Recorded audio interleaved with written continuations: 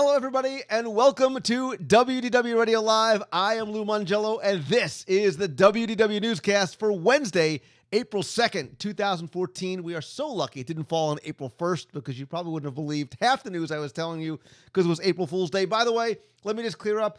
Disney did not buy DC Comics, nor is the Outback Steakhouse taking over Le Cellier, so we can stop the emails and the questions. Remember, yesterday was April Fool's Day. Anyway, I am here tonight again, as I am every Wednesday at 7:30 p.m. Eastern here at WDW Radio Live to help you have the best possible Disney vacation experience. And if you can't get there that often, that's okay.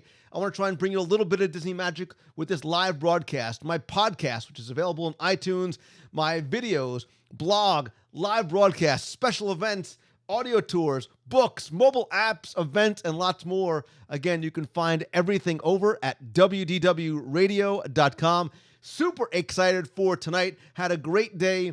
I hope you guys did as well.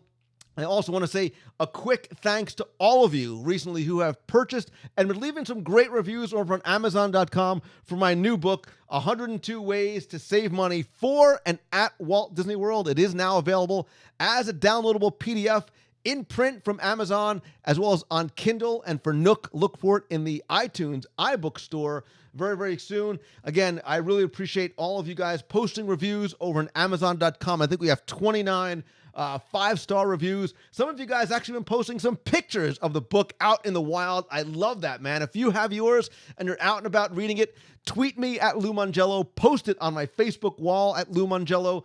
And listen, if you do review the book on Amazon, I'm happy to give you a mention on the newscast or the podcast, like Sarah Lee, Stan Solo, Jim Horahosky, Craig Hargrove, and Flip31. I really, really do appreciate it. Again, to find out more about the book, you can visit.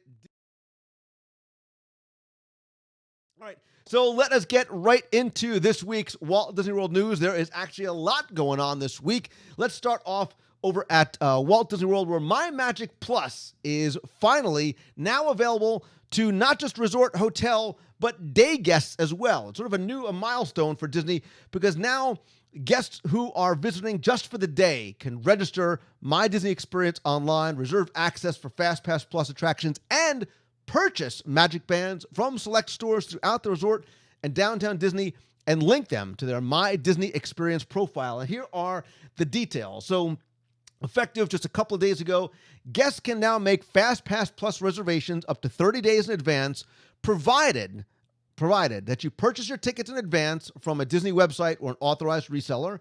Then once you have your admission ticket, you have to create a My Disney Experience account through the website or the mobile app and then link those tickets to your profile. Then once the account is set up, the tickets are linked, then you can start making your FastPass Plus selections. You no longer have to go to a FastPass Plus kiosk in the park. But once you're there, you just tap the admission card to enter the parks and go back to the FastPass lines. Obviously, you can also use the mobile app to change the selections during the day if you wish. Now, as far as purchasing the bands are concerned, this is the first time that guests are going to be allowed to buy them if you're not eligible to receive a free one. So if you're staying as a resort guest, or maybe you want a different color than you originally selected, each band is $12.95 plus tax. They come in the same 7 colors: gray, orange, blue, pink, red, yellow, and green, and they are sold throughout the resorts and in downtown Disney. The cool thing is, once you buy it, they'll link it up right there for you at the point of sale to your My Disney Experience account. One thing that you do have to keep in mind, day guests cannot use the bands for make purchases yet. I hope it's something that they'll add later on, certainly for annual pass holders, maybe for day guests as well. And if you don't create the account on My Disney Experience or purchase, or if you get your tickets that day, you're still going to have to use those FastPass Plus kiosks to make the attraction selections. Again, this is that rollout that we thought was going to start to happen. I said when My Magic Plus and the MagicBands came out, this was just the very early tip of the beta testing of what was going to be a much, much bigger iceberg. We're starting to see that rolled out now with day guests. I think over the next few months and certainly years, we're going to see a lot of changes to the MagicBands, the FastPass Pluses, certainly being able to make additional reservations and some things going on in terms of your experience, your personalized experience as well.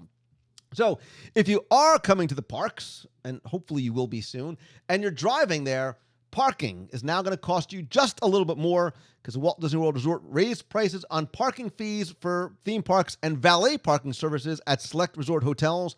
So now cars and motorcycles are $17, up from $15. If you have a camper, trailer, RV, it's $18, up from $16. If you happen to be driving a bus or a tractor trailer, because that's how many of us go to Walt Disney World, it's now $21, up from $19. And valet parking at deluxe resorts costs $20 now, as opposed to $15.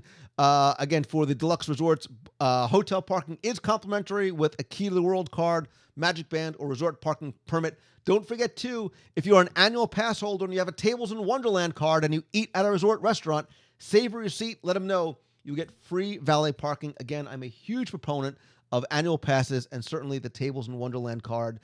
Look at me. Clearly, I like to eat. All right, let's move from the parks and resorts out to Wide World of Sports, because the Orlando City Soccer Club is going to continue their regular season over at the ESPN Wide World of Sports.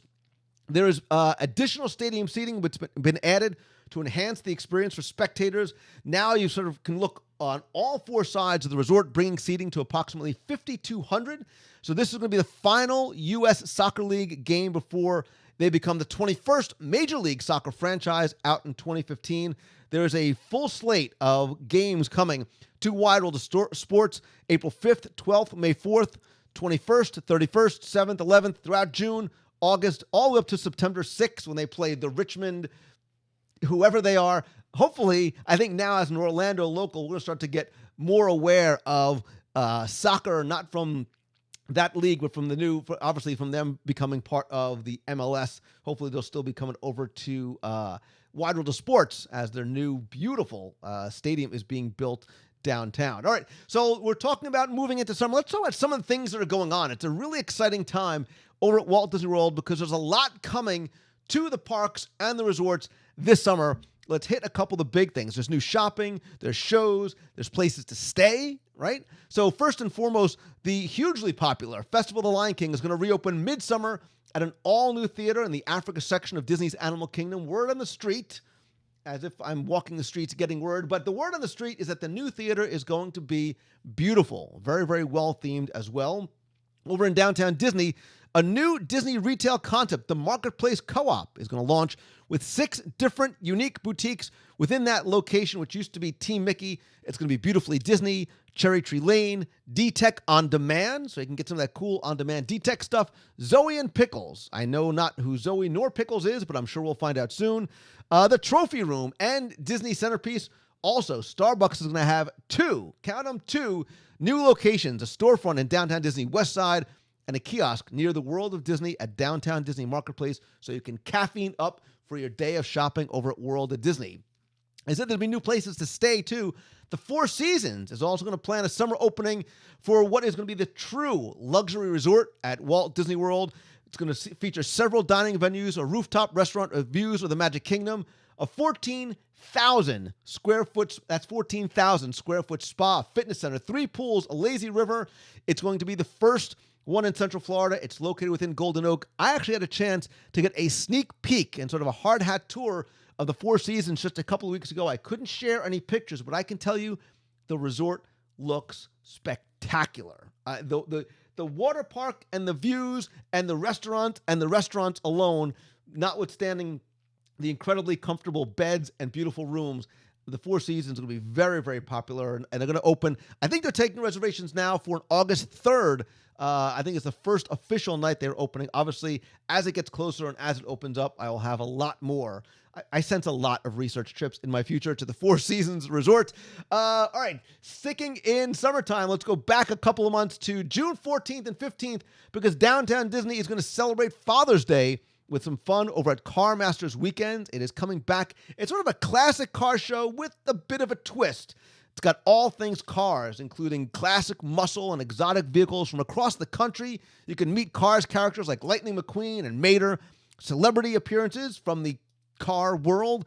There's also, they're going to have a Cars and Cars 2 movie marathon at AMC Downtown Disney 24, face painting, themed food and beverages, live entertainment, and more. I don't know what Cars themed food is, but I may have to go down just to find that out.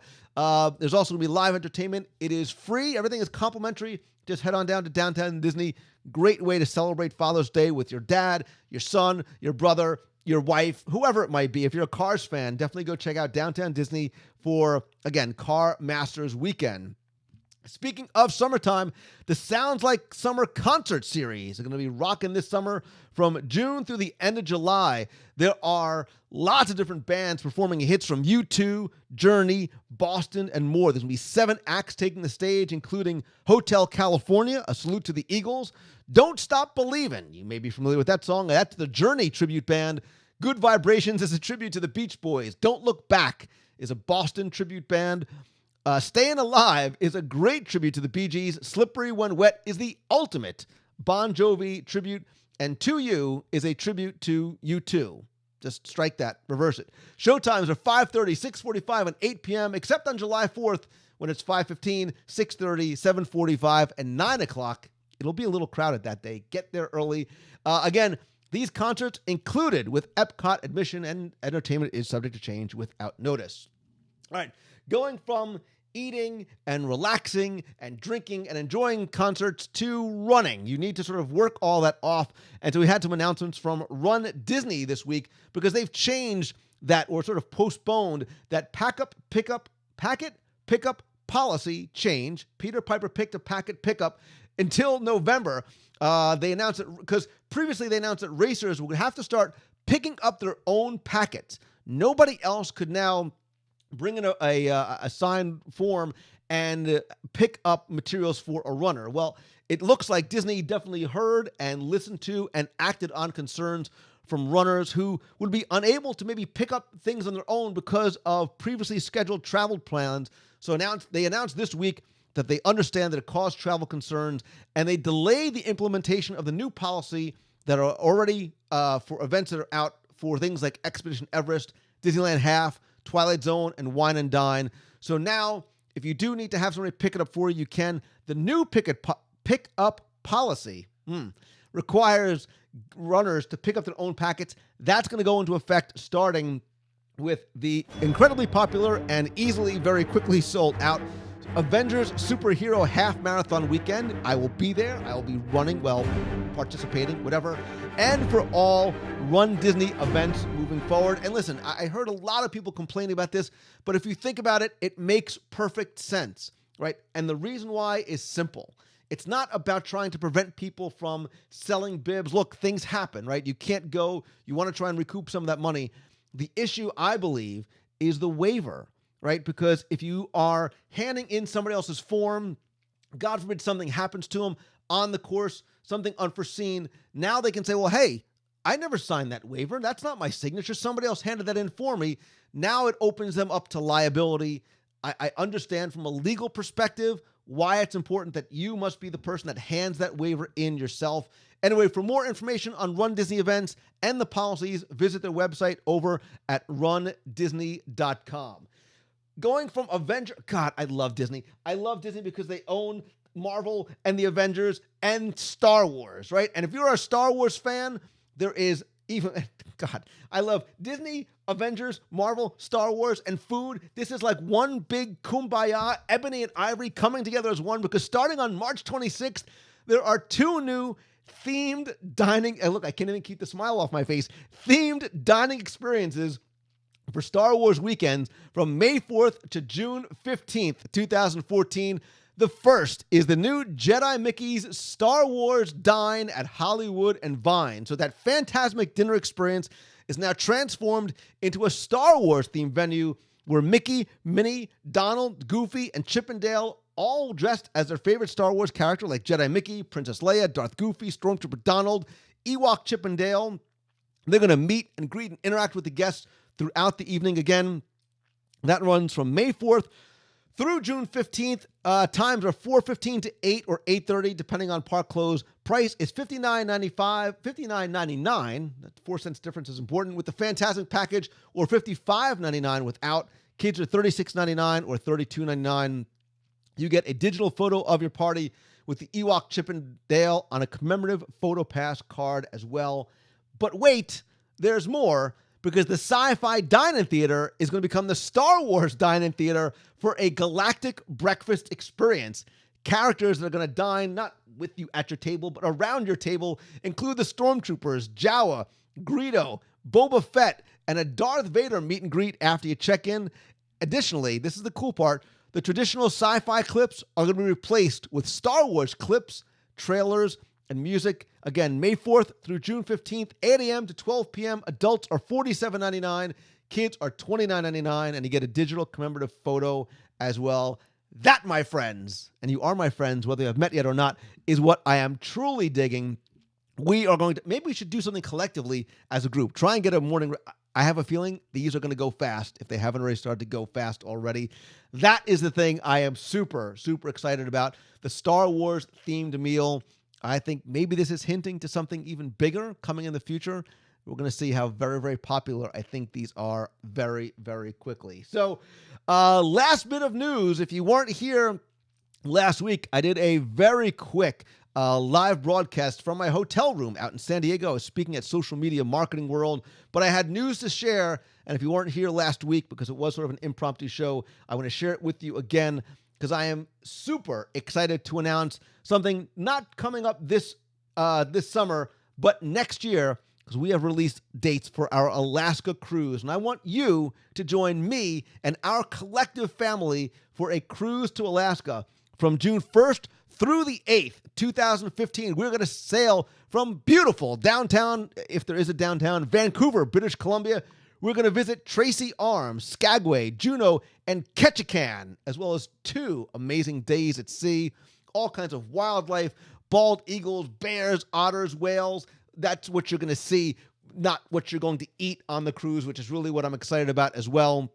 Please do me a favor, go and visit wdwradio.com/Alaska15, and you can get a free, no obligation quote from our friends over at MouseFan Travel. If you have any sort of questions, they can help you out with that as well too. Keep in mind, you must book with our group in order to participate in the events and activities, and yes, some surprises and a few magical extras as well.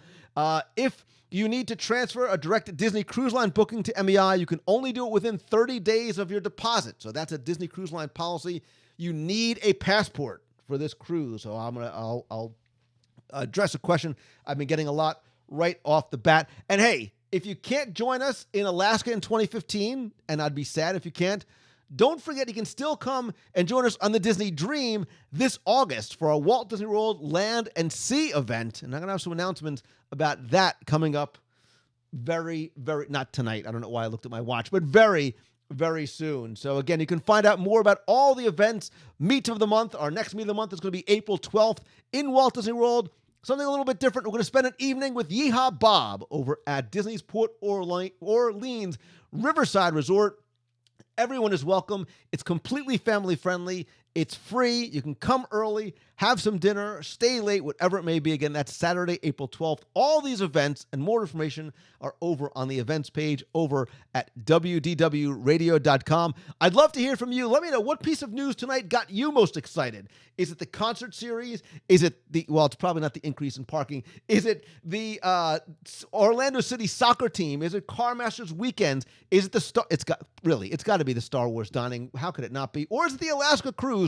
Leave yours in the comment below. Tweet me. I'm at Lou Mongello, or come by and comment over at facebook.com/WDWradio. Or if you want to follow my personal page, I'm facebook.com/Lou Mongello. Also, don't forget to, if you've purchased 102 ways to save money for not Walt Disney World, please go by, leave a review over on Amazon.com. For more information, you can find out about the book by visiting Disney102.com. That is going to do it for this week's show. I want to thank you so very much for taking the time to tune in. Please join us next Wednesday and every Wednesday at 7:30 p.m. Eastern right here at WDWRadioLive.com. I am Lou Mongello. Thanks so very much for watching. Have a great week, everybody. See ya.